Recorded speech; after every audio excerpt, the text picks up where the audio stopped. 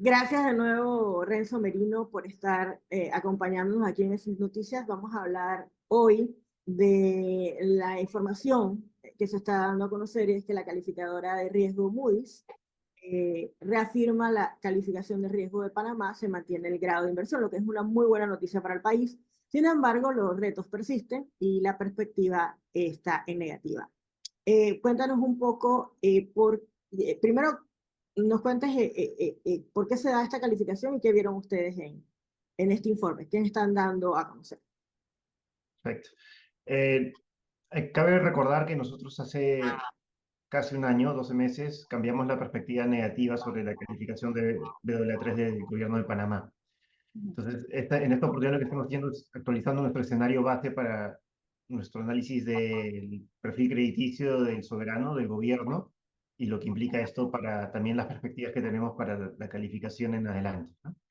En ese sentido, la afirmación de la calificación al nivel BW3 reconoce los esfuerzos que ha hecho la administración en los últimos 12 meses para reducir de manera sustancial los pasivos contingentes que veíamos en ese momento, ¿no?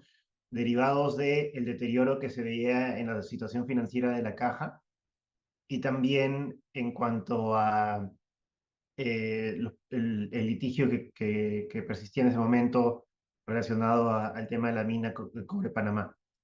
Además de eso, también en los últimos 12 meses hemos visto los esfuerzos del gobierno para reducir el déficit fiscal, ¿no? Entendiendo que el año pasado el déficit fiscal del sector público no financiero se amplió de manera muy importante hasta casi 7,5% del PIB.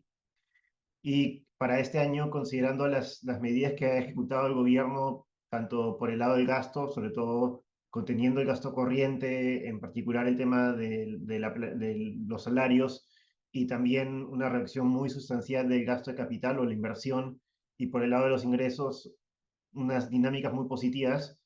Creemos que el déficit del sector público no financiero se va a ir reduciendo este año hasta casi llegar a la meta de 4%, ¿no? Nuestro pronóstico actual está entre 4 y 4,5% del PIB. Eso para nosotros todavía apoya, ¿no? El perfil crediticio en lo que es la calificación Baa3. Ahora, ¿por qué mantener la perspectiva negativa? Porque vemos que todavía hay ciertos riesgos que pueden hacer más difícil una reducción del déficit continua en los próximos años.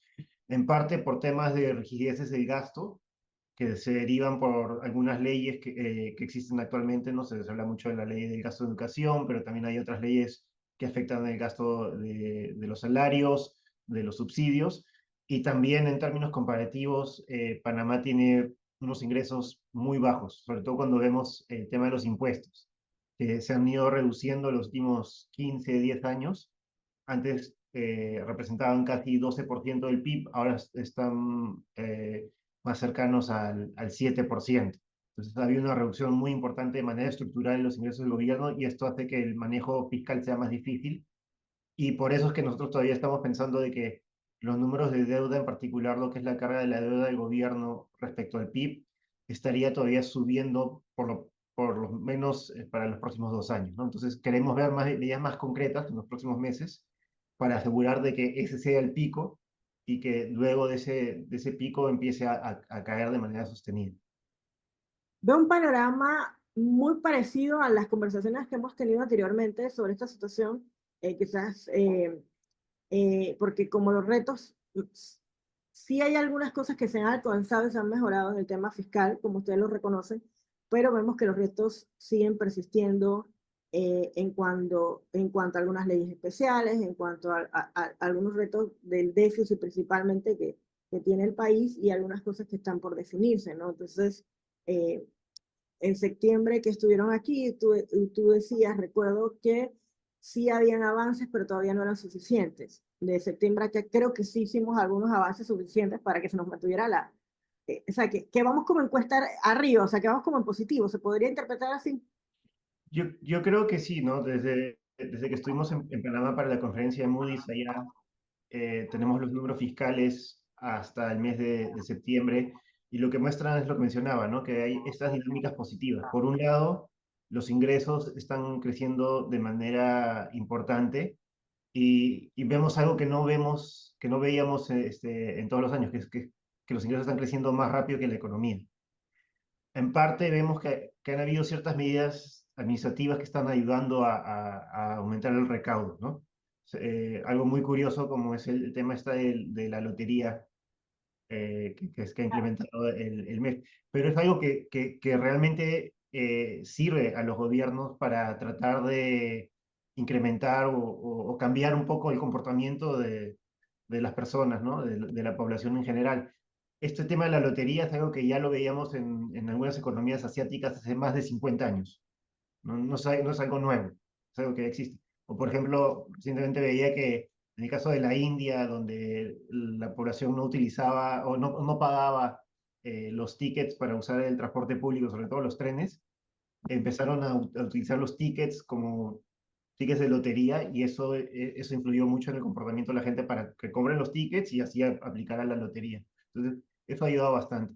Por el lado del gasto también hemos visto un esfuerzo muy importante en contener el gasto, sobre todo de inversión de capital, que es, ¿no? El gasto más flexible que tiene el gobierno. Se pueden posponer ciertos proyectos o cancelarlos que no son necesarios, pero no si bien es una medida efectiva para recortar el gasto en el corto plazo, no vemos que sea una medida sostenible en el tiempo, ¿no? A menos que el gobierno cambie sus políticas o sus objetivos de política de inversión pública a futuro.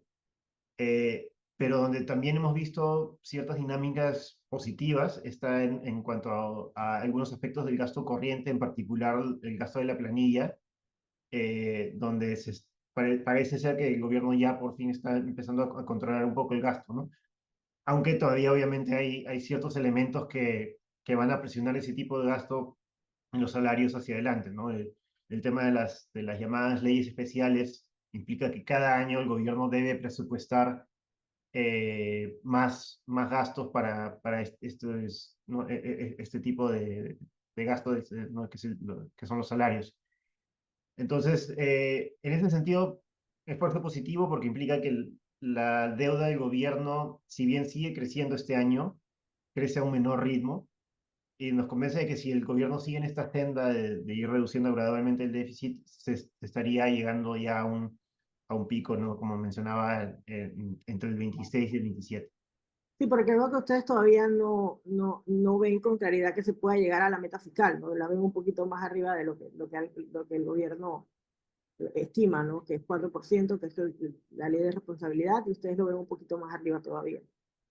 Sí, y bueno, ahí habría que ver, ¿no? Si es que el gobierno al final sorprende, porque entendemos que también habían adoptado algunas medidas administrativas para el último trimestre del año por el lado del gasto, para también tratar de contener, ¿no? La ejecución en estos últimos meses. Esto no tendría un mayor peso, o sea, sería positivo si se logra, pero ya ustedes lo tenían descontado, que si es un poquito más arriba, no pasa nada, o sea, ya la calificación lo reflejaría en este Sí, momento. la calificación lo que debe tener es una visión de mediano a largo plazo, ¿no? Ujú. Entonces, si bien obviamente lo que ocurre en el 2025 es muy indicativo de cómo va a ser el manejo fiscal bajo la administración actual, sobre todo teniendo en cuenta la referencia de lo que ocurrió en los últimos años, donde hubo un deterioro no solo en los balances, sino también en la estructura de las cuentas fiscales, estamos viendo pasos positivos. Habiendo dicho eso, todavía consideramos de que hay ciertas medidas que podrían ayudar al gobierno, sobre todo a contener los incrementos del gasto hacia adelante. También podrían ayudar a aumentar el recaudo, sin necesariamente cambiar las tasas de los impuestos. Y en particular un tema del que hemos hecho énfasis ya por mucho tiempo y nuevamente lo mencionamos en el comunicado, está un tema de la credibilidad de la política fiscal en Panamá, ¿no?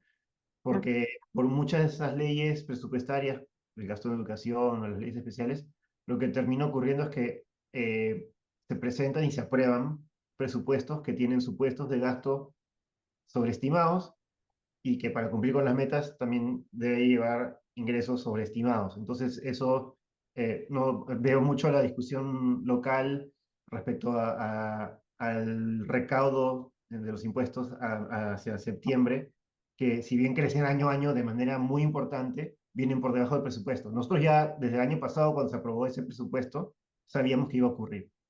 Sí, yo creo que ahí estamos como todo claro que esto nada más era como el papel, o sea, pero sí me gustaría eso, ¿no? Ustedes cuando ven en este tipo de acciones, que, o sea, se cumple con la ley haciendo este presupuesto con ingresos súper altos, pero que yo creo que todos los involucrados y ustedes están claros de que no va a pasar, eh, esto sigue afectando entonces la credibilidad del país.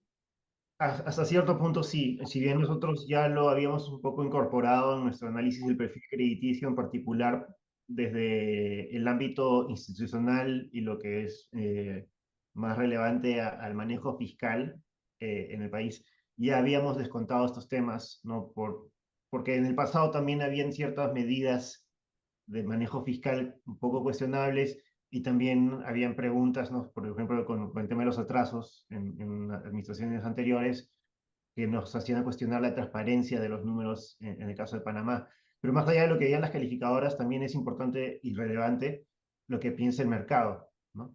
Y en ese sentido, lo que también estamos observando que está ayudando a Panamá es una mejora hasta cierto punto en la percepción del mercado hacia Panamá, en particular reflejado por la disminución que ha habido en cuanto al riesgo país.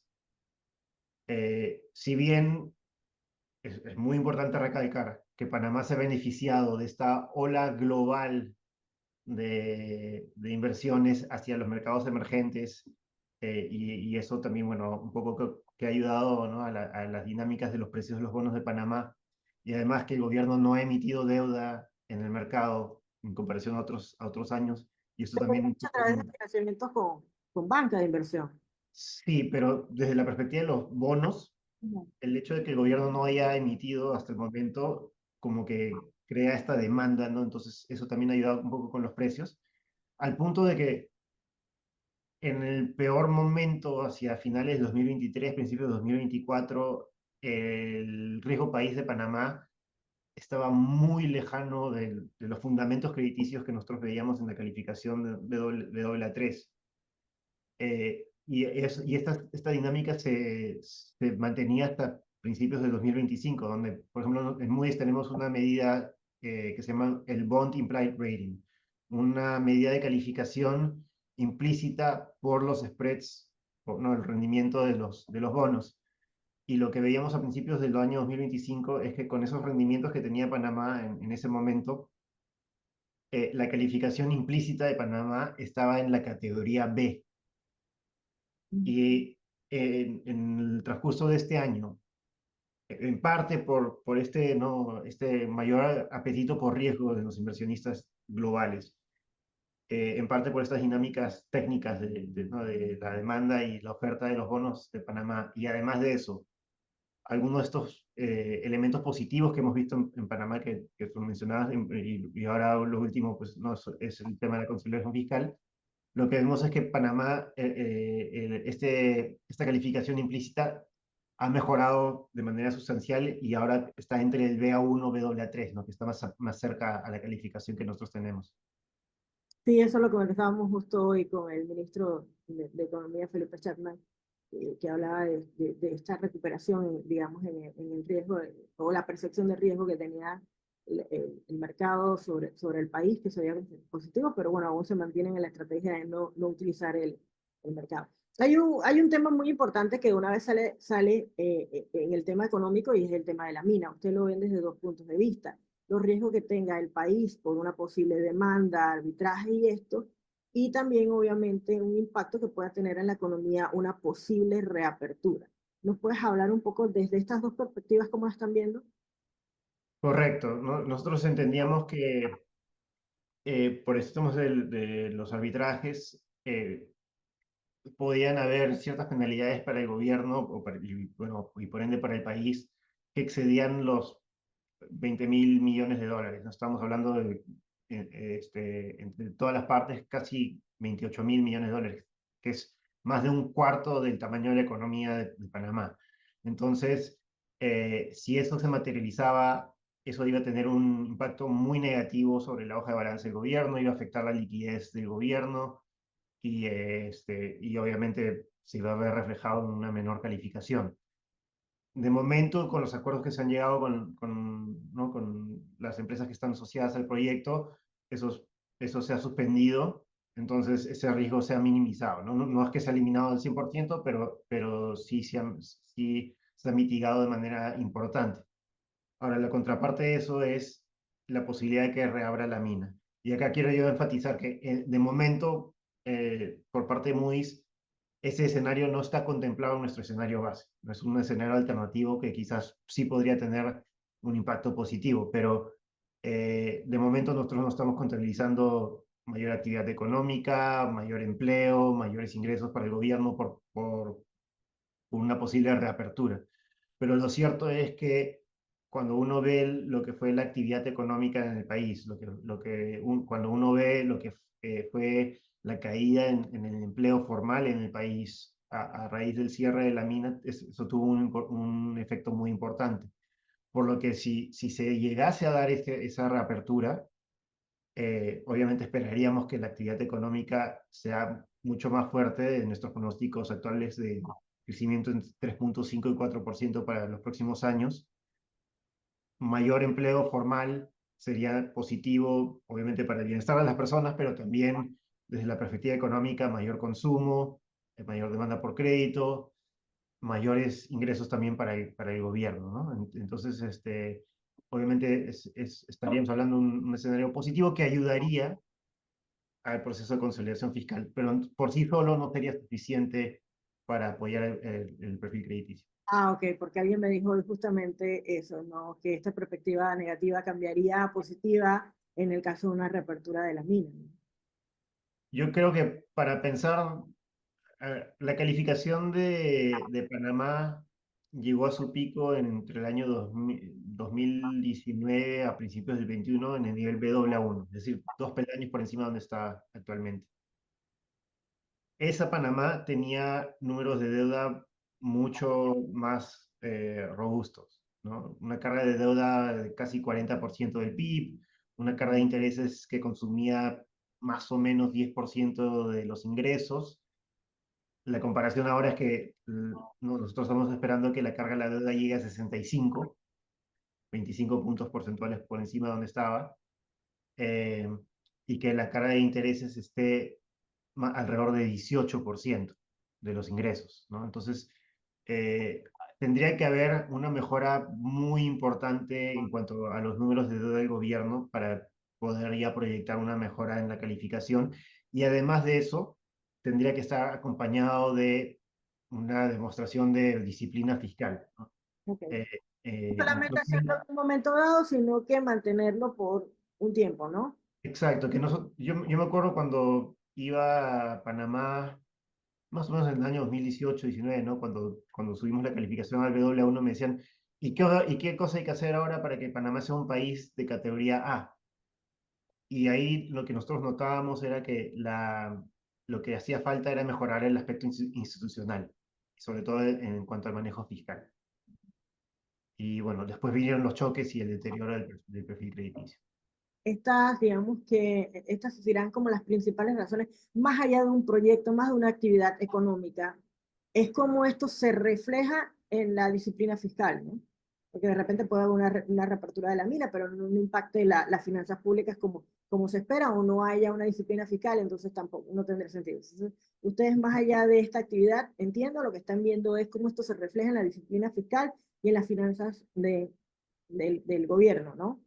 La forma en que traté de describirlo cuando estuvimos allá en la conferencia de septiembre es que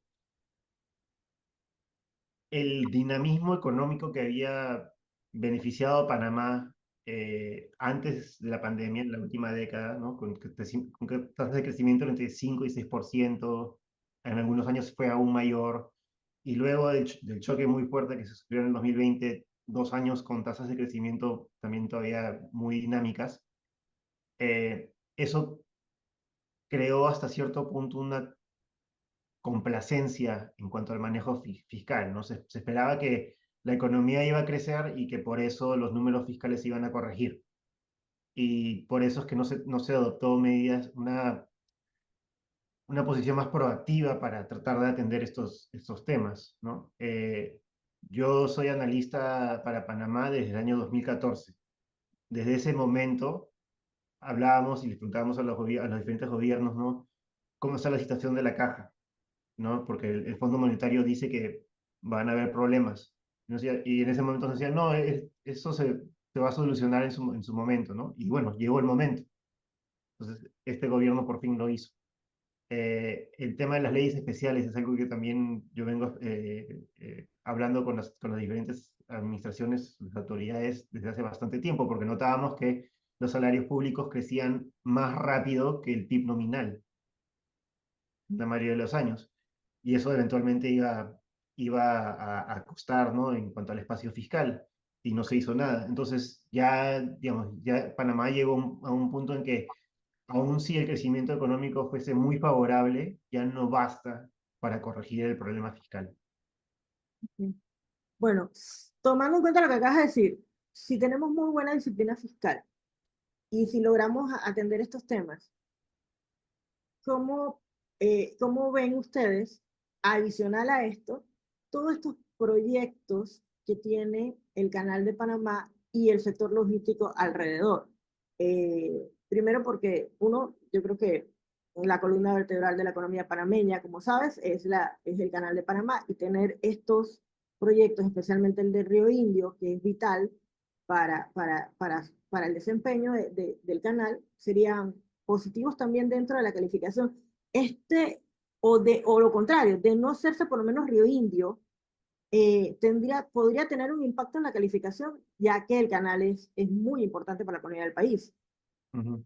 A ver, nosotros lo que vemos en cuanto a las perspectivas de crecimiento, como mencionaba, es un crecimiento en tendencia para los próximos años entre el 3,5 y 4%. Obviamente puede ser más, puede ser un poco menos, ¿no?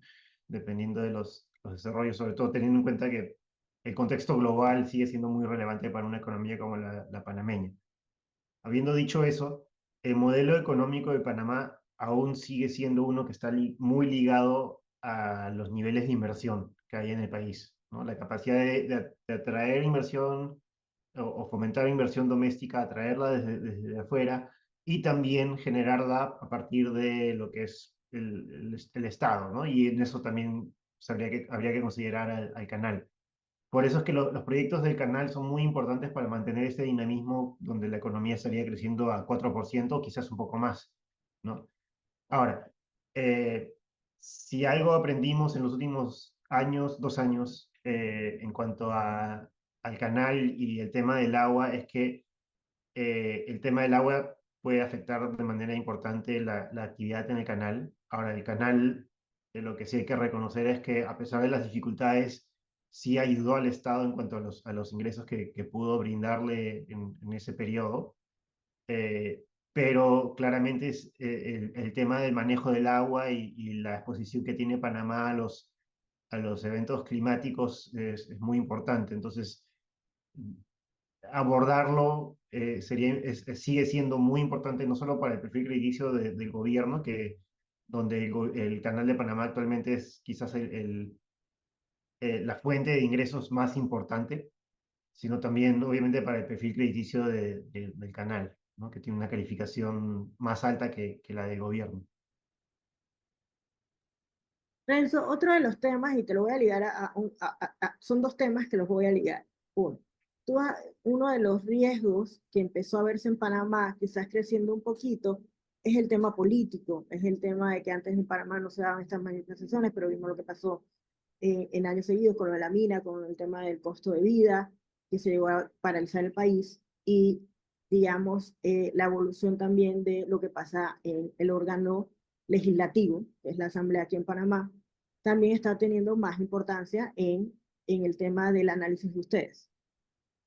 Uno, quería que me hablaras de esto, cómo lo están viendo, porque lo mencionaste cuando viniste a Panamá, y lo otro es que hay leyes especiales que vamos a tener que tomar decisiones importantes como país, que ustedes están viéndolo muy de cerca y que ya incluso el ministro ha hablado de que ya se están analizando proyectos de ley para atender este tema. No va a ser fácil, yo creo que eso todos lo reconocemos, ¿no?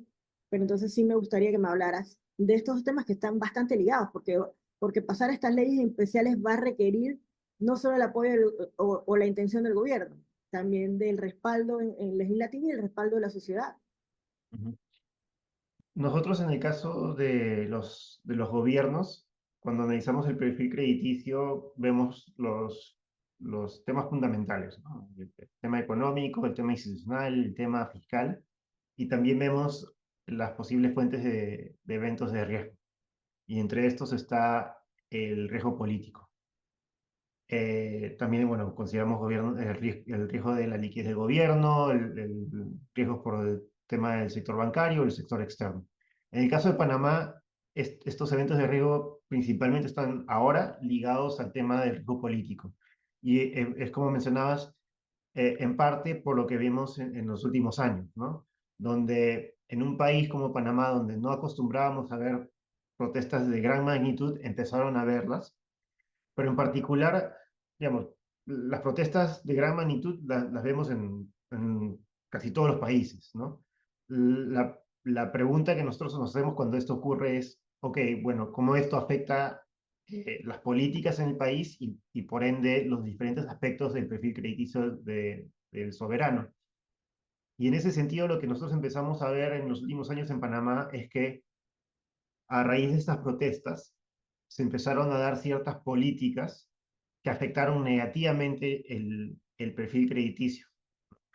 Por ejemplo, una ley que quizás puede ser considerada bien intencionada, como la ley que aumentó el gasto en educación en el presupuesto, lo que terminó conllevando es a una rigidez muy importante en el presupuesto que limita la capacidad de los gobiernos de ajustar el gasto si es necesario, que desde una perspectiva técnica no, digamos, no tiene mucho sentido, sobre todo teniendo en cuenta los niveles de recaudo que tiene el gobierno, y que también limita la capacidad del gobierno de abocar ciertos recursos para otras prioridades, ¿no? O sea, en lugar de la educación, también está el tema de la salud, el tema de la seguridad, entre otros, y también obviamente la inversión pública.